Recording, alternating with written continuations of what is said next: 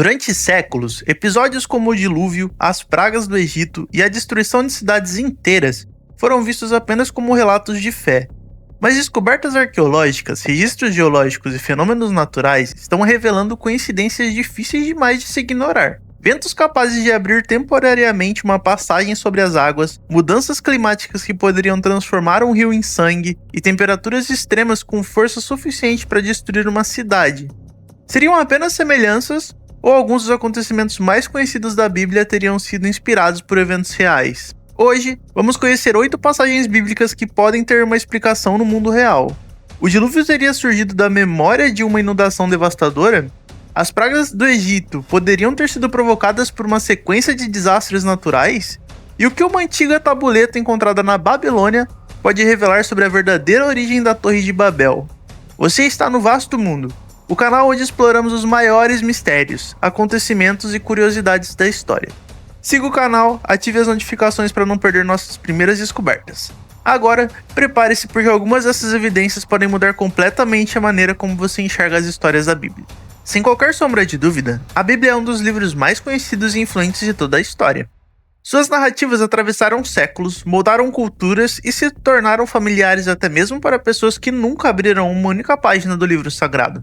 Histórias como o dilúvio, a Torre de Babel e a travessia do Mar Vermelho fazem parte do imaginário de praticamente todo o mundo.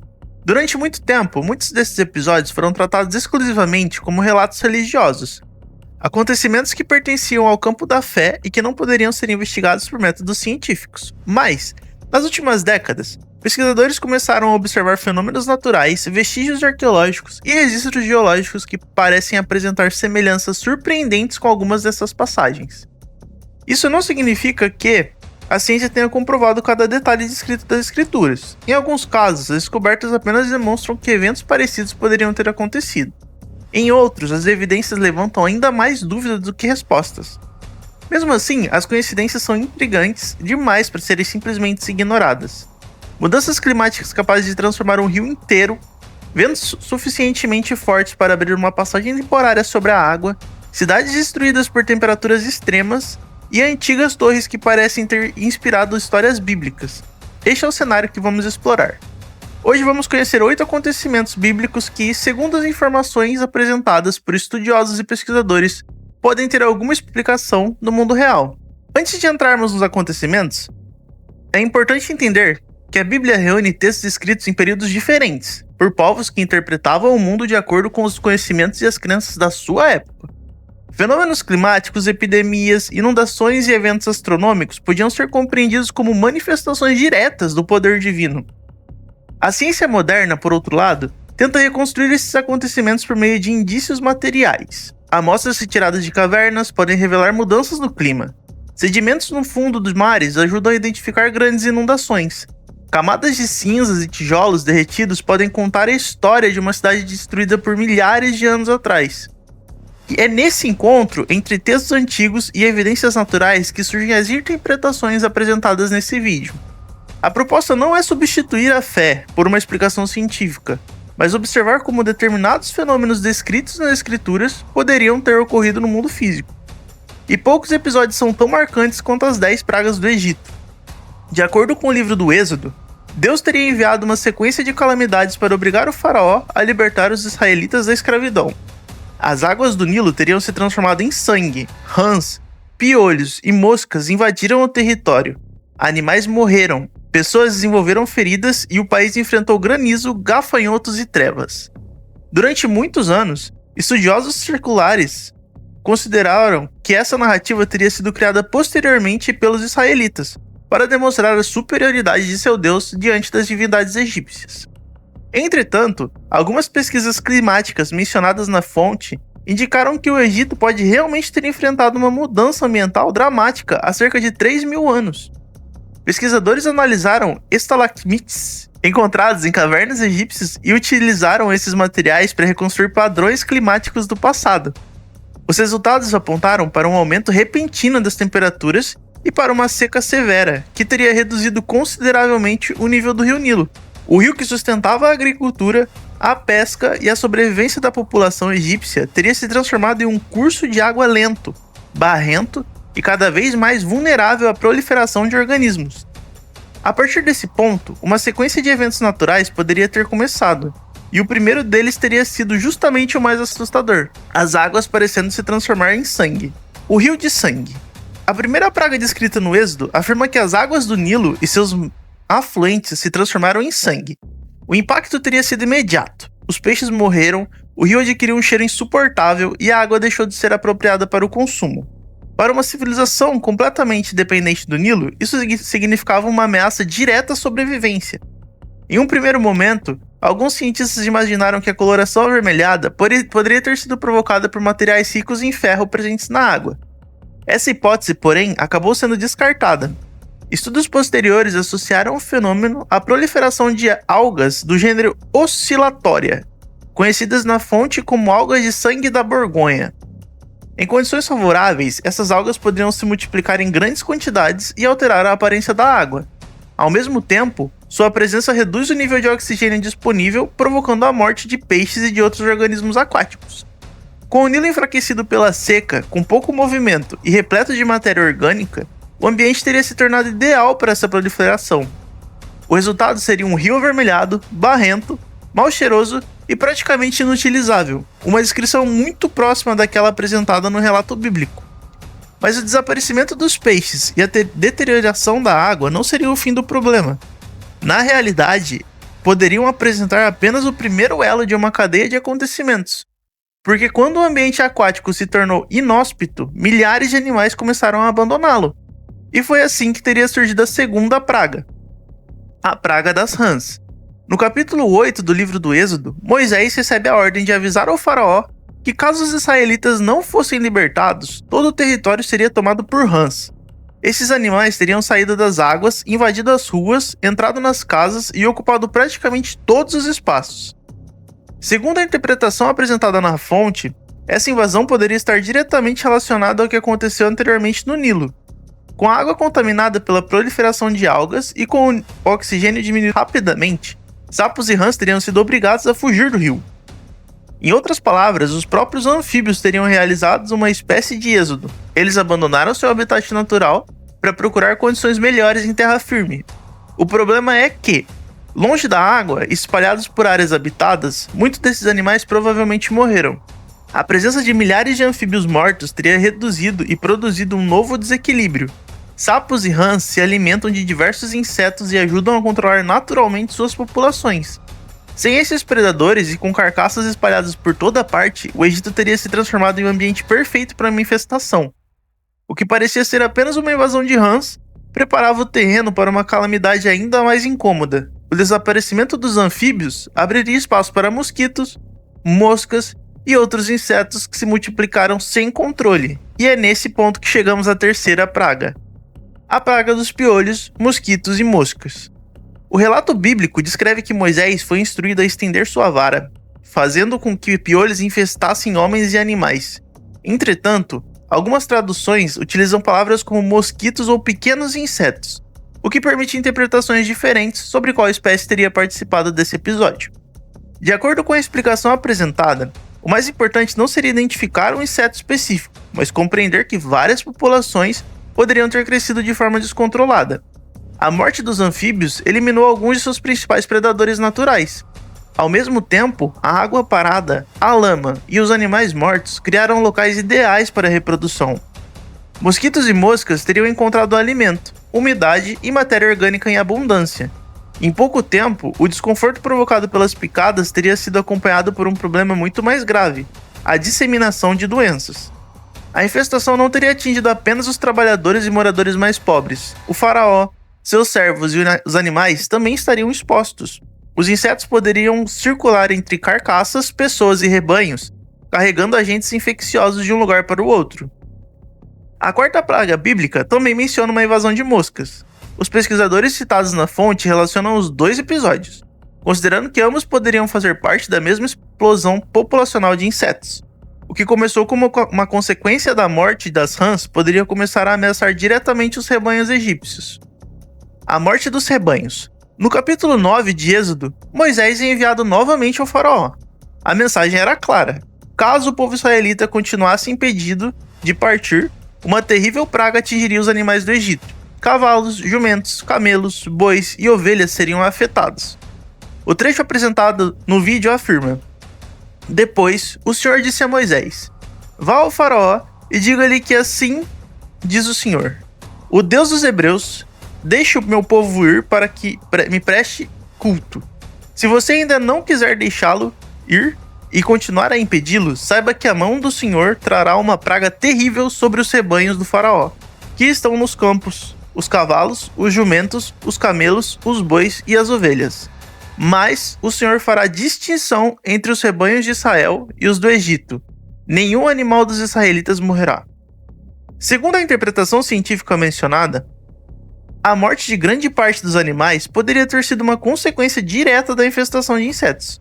Moscas e mosquitos são capazes de transportar doenças entre diferentes rebanhos, principalmente quando os animais estão enfraquecidos pela falta de água limpa e de alimento. A fonte menciona doenças como a peste bovina africana e a língua azul, transmitidas por insetos. Enfermidades desse tipo poderiam espalhar com rapidez entre o gado, provocando mortes em grande escala. A situação se tornaria ainda mais grave porque os rebanhos eram essenciais para a economia e para a alimentação. A perda de bois, ovelhas, cavalos e outros animais representava não apenas uma tragédia sanitária, mas também um colapso econômico da época. Entretanto, os insetos que circulavam entre os animais doentes e matérias em decomposição não ameaçavam apenas os rebanhos. Eles também poderiam atingir os seres humanos, abrindo caminho para outra praga descrita no Êxodo, o surgimento de feridas e furúnculos. As feridas purulentas. O relato bíblico afirma que pessoas e animais foram atingidos por feridas dolorosas. A fonte descreve essas lesões como feridas purulentas, semelhantes a furúnculos que teriam surgido em grande quantidade entre a população. Mais uma vez, a proliferação dos insetos aparece como uma possível explicação. Uma mosca ou mosquito que entrasse em contato com animais infectados poderia transportar micro-organismos e contaminar pessoas por meio de picadas ou de ferimentos na pele. Com pouca água limpa, alimentos comprometidos, animais mortos e condições sanitárias cada vez piores, infecções de pele poderiam se espalhar rapidamente. O Egito estaria enfrentando uma sequência em que cada desastre aumentava a intensidade do próximo. Primeiro, uma mudança climática teria enfraquecido o Nilo. Depois, a proliferação de algas alterou a água e matou os peixes.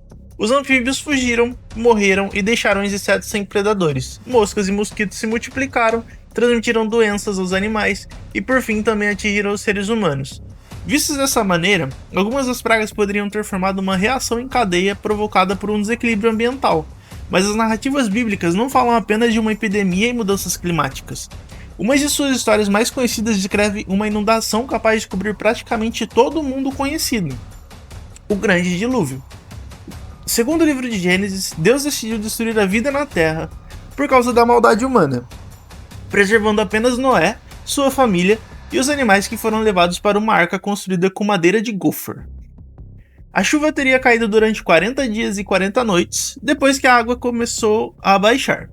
Noé soltou uma pomba para descobrir se já havia terra seca. A ave retornou trazendo uma folha de oliveira no bico, indicando que a inundação estava recuando. Durante muito tempo, pesquisadores consideravam que essa história não passava de um mito. Entretanto, essa visão começou a mudar quando dois geólogos da Universidade de Colômbia estudaram amostras retiradas do fundo do Mar Negro. De acordo com o estudo citado, o Mar Negro teria sido originalmente um lago de água doce separado do Mediterrâneo pelo Estreito de Bósforo. No final da última era glacial, o nível do Mediterrâneo aumentou até superar essa barreira natural. Quando a água ultrapassou o estreito, teria começado a invadir violentamente a região do Mar Negro. A força do fluxo, segundo a fonte, poderia ter sido mais de 200 vezes superior à das cataratas do Niágara.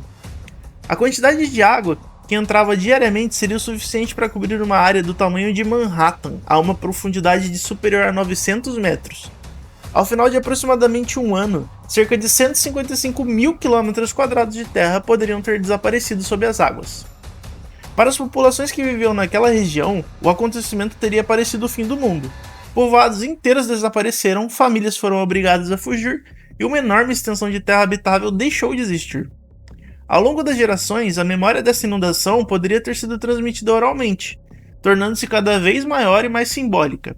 Assim, um desastre regional de proporções extraordinárias poderia ter ajudado a formar a narrativa do dilúvio.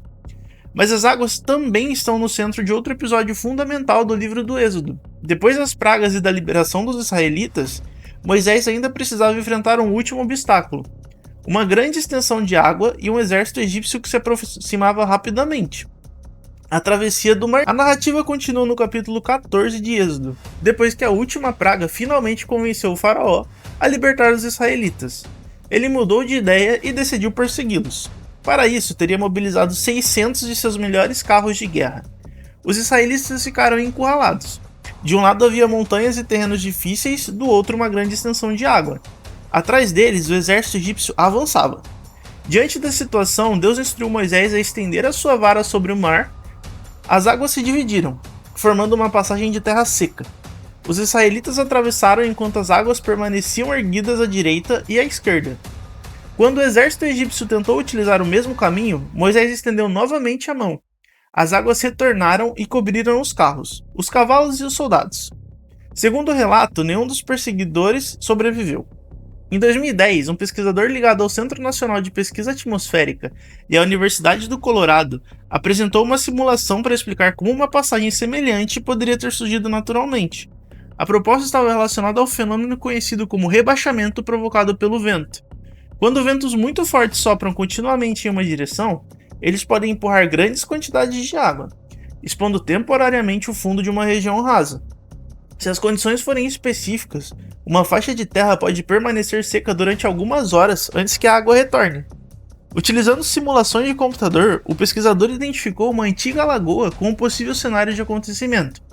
Ventos fortes vindo do leste poderiam ter empurrado as águas e criado uma ponte terrestre temporária. Um detalhe importante é que o texto bíblico teria utilizado originalmente a expressão mar de juncos, e não necessariamente mar vermelho. Uma tradução posterior ao grego pode ter provocado a confusão que atravessou os séculos.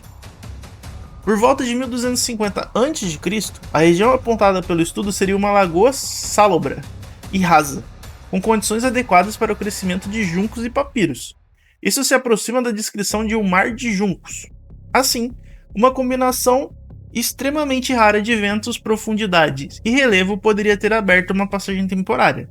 Quando os ventos diminuíram, a água retornou rapidamente, cobrindo novamente o caminho. Isso não determina o que de fato aconteceu, mas demonstra que um fenômeno semelhante seria fisicamente possível. Por acaso, intervenção divina ou mistura das duas interpretações, a travessia continua sendo um dos episódios mais intrigantes das escrituras. E o próximo acontecimento é ainda mais destrutivo. Uma cidade consumida por uma chuva de fogo, temperaturas capazes de derreter materiais e uma explosão tão poderosa que teria devastado toda a região em poucos segundos. O fim de Sodoma e Gomorra. Segundo o capítulo 19 de Gênesis, Sodoma e Gomorra foram destruídas por causa da violência, da promiscuidade e do desrespeito às leis divinas.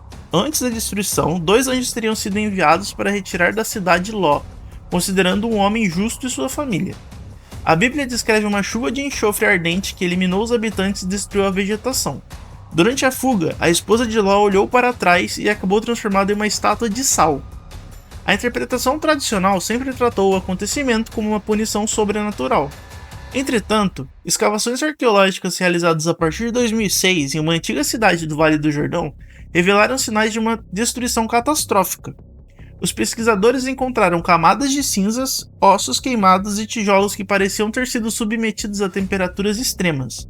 Os materiais indicavam que a cidade não foi simplesmente abandonada ou destruída lentamente. Alguma coisa aconteceu de forma repentina e extremamente violenta. As análises apresentadas na fonte sugeriram uma explosão cósmica semelhante ao evento de Tunguska. A temperatura teria alcançado aproximadamente 2.000 graus Celsius, derretendo materiais quase instantaneamente. Uma poderosa onda de choque teria atravessado a cidade, destruindo construções e provocando morte dos habitantes. Depois disso, a região teria permanecido desolada durante séculos. Para compreender essa hipótese, é necessário observar o que aconteceu em Tunguska, na Sibéria. No dia 30 de junho de 1908, naquela ocasião, um objeto celeste explodiu na atmosfera, antes de atingir o solo. A explosão ocorreu a uma altitude estimada entre 5 e 10 km. Mesmo sem formar uma cratera de impacto, a onda de choque derrubou milhões de árvores e devastou uma área de milhares de quilômetros quadrados. Um acontecimento semelhante sobre uma cidade antiga poderia produzir uma claridade intensa. uma onda de calor e uma chuva de materiais incandescentes. Para quem observasse de longe, a cena poderia parecer exatamente uma chuva de fogo vinda do céu. A destruição encontrada no Vale do Jordão poderia, portanto, ter contribuído para o surgimento ou para a preservação da história de Sodoma e Gomorra. Uma cidade real, destruída por um fenômeno celeste extraordinário, teria se transformado em um símbolo de punição e devastação divina. Mas ainda resta uma das histórias mais misteriosas do Gênesis, uma construção feita para alcançar os céus, trabalhadores vindos de diferentes regiões e uma antiga tabuleta que permaneceu esquecida durante cerca de um século. A Torre de Babel. Algumas gerações depois do dilúvio, segundo o capítulo 11 de Gênesis, toda a humanidade ainda compartilhava uma única língua. Reunidos em uma mesma região, os homens decidiram construir uma cidade e uma torre tão alta que alcançaria os céus. Em vez de pedras, seriam utilizados tijolos. No lugar de argamassa, os construtores empregariam betume. O objetivo era criar uma obra grandiosa, capaz de tornar seus nomes conhecidos e impedir que fossem dispersos pela terra. Deus, porém, teria considerado a construção de uma demonstração de orgulho e audácia. Como resposta, confundiu as línguas dos trabalhadores. Sem conseguir compreender uns aos outros, eles abandonaram a obra e se espalharam por diferentes regiões. A história costuma ser interpretada como uma explicação religiosa para a existência de vários idiomas. Embora essa interpretação tenha sido rejeitada por cientistas e linguistas, pesquisadores continuaram procurando construções reais na antiga Babilônia que poderiam estar relacionadas à narrativa. Em 2017, o professor Andrew George, especialista em Babilônia, ligado à Universidade de Londres, teve acesso a uma tabuleta de argila que havia permanecido por cerca de um século na mão de um colecionador particular. A peça apresentava a imagem de uma enorme torre em formato de zigurate, dividida em 7 níveis. Ao lado da estrutura, aparecia a representação do rei Nabucodonosor. A inscrição identificava a construção como o Zigurate de Babel, ou a Torre do Templo da Babilônia. O texto também descrevia os materiais utilizados e a ambição de elevar a parte superior da estrutura até o céu. Uma declaração atribuída ao rei afirmava: "Construí minhas estruturas com betume e tijolo cozido por toda a parte. Eu as terminei elevando sua parte superior até o céu, fazendo-as brilhar como o sol." A semelhança com o texto bíblico é evidente. O uso de tijolos, a presença de betume e a intenção de construir uma torre extremamente elevada aparecem tanto na tabuleta quanto no livro de Gênesis. A inscrição também mencionava pessoas de diferentes partes do mundo envolvidas na construção. Esse detalhe se aproxima do tema central da narrativa bíblica, na qual diferentes povos e idiomas aparecem ligados à obra. A descoberta não demonstra que toda a humanidade tenha falado uma única língua, nem que os idiomas tenham surgido repentinamente naquele local. Ela sugere, porém, que uma construção real da Babilônia pode ter sido o relato da Torre de Babel. Os israelitas teriam conhecido esse enorme zigurate durante o período de cativeiro na Babilônia. Ao observarem a torre, os materiais utilizados e os trabalhadores de diferentes origens poderiam ter incorporado esse elemento a uma narrativa sobre o orgulho, poder e divisão entre os povos. Quando todas essas histórias são observadas em conjunto, surge um padrão interessante. As narrativas bíblicas podem ter preservado lembranças de fenômenos naturais reais, ainda que esses acontecimentos tenham sido reinterpretados ao longo dos séculos por meio da religião, da tradição oral e da visão de mundo dos povos antigos. Uma seca severa poderia ter iniciado uma cadeia de acontecimentos que lembrava as pragas do Egito. Uma invasão repentina de água poderia ter dado origem à memória de um grande dilúvio. Ventos fortes poderiam ter exposto uma passagem temporária em uma lagoa rasa. Uma explosão cósmica poderia ter destruído uma cidade em questão de segundos. E um zigurate verdadeiro poderia ter inspirado a história de uma torre erguida até os céus. Em nenhum desses casos, as evidências encerram completamente a discussão. Pelo contrário, cada descoberta abre novos caminhos e cria outras perguntas. Encontrar uma explicação natural para um acontecimento não elimina necessariamente seu significado religioso. Para algumas pessoas, compreender o mecanismo físico pode tornar a história ainda mais impressionante. Muito do que foi escrito no passado continua sendo redescoberto e reinterpretado nos dias de hoje. O trabalho de pesquisadores, geólogos e arqueólogos permite observar o mundo dos antepassados com uma perspectiva mais ampla, aproximando textos antigos de fenômenos que hoje conseguimos compreender melhor. Talvez algumas passagens tenham sido interpretadas de maneira excessivamente literal. Talvez traduções feitas ao longo dos séculos tenham alterado nomes, locais e significados. Ou talvez determinados acontecimentos naturais tenham sido vistos como manifestações divinas por aqueles que os presenciaram. No fim, a relação entre ciência e a Bíblia permanece em uma fronteira delicada. De um lado estão as evidências materiais e explicações naturais, do outro estão a fé, o simbolismo e os significados espirituais transmitidos durante milhares de anos. Mas se as antigas histórias podem guardar lembranças de catástrofes reais, quantos outros relatos ainda esperam ser investigados? Quantos vestígios permanecem enterrados, escondidos no fundo dos mares ou esquecidos em coleções particulares? E quantos acontecimentos hoje considerados impossíveis poderão ganhar uma nova interpretação no futuro?